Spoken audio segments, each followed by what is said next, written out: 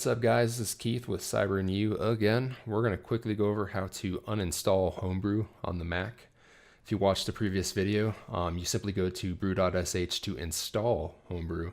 But if you want to remove it, you're going to run that same curl command with the uninstall option at the end that basically pulls a Ruby script from their GitHub to uninstall all associated Homebrew system files. So we're going to run that curl command that pulls that uninstall script. And again, this is Ruby based. It's going to prompt us, asking us if we are approving of this action. We're going to hit yes, put in our admin credentials, and just like that, we are done. If you like this video, please like and subscribe.